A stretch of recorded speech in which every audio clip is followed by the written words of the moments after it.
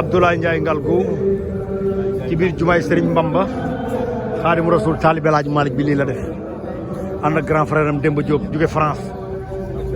taalibe Serigne Bamba Xaadimu Rasuul bu mag baa ngi noonu mbokk yi Alxaaji Mbégi Diop ak Mame Ndokh TV maa ngi fii tey ci Touba Mbàkke bu Serigne Bamba Xaadimu Rasuul ànd ak Abdoulaye Ndiaye Ngalgou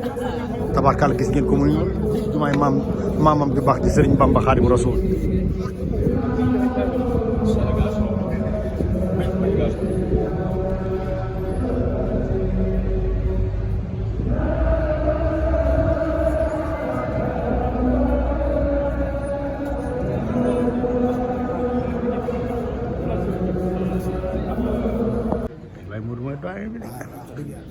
Baye Mourou ci ñu ngi sant waaw bay bu ñu laajee si Abdou Bousso rek incha Allah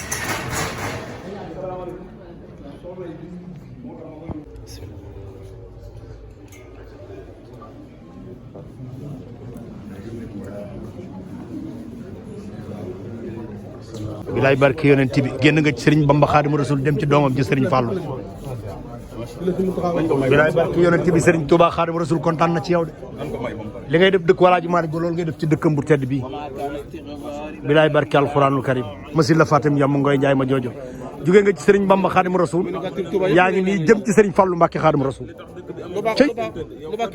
koko gaa ngi nii taxawal fii taxawal fii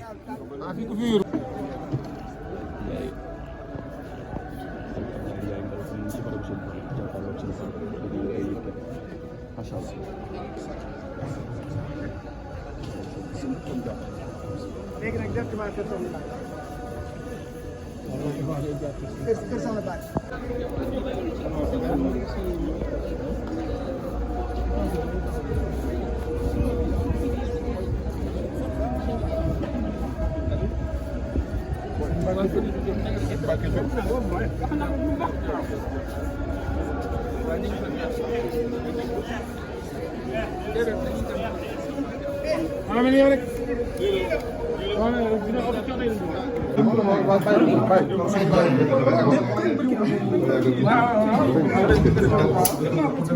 Sénégal si Ndao Ngoné Ndiaye waa ji ñëw na ci waawan merul bu waa merul kenn merul waa ji ñëw na kii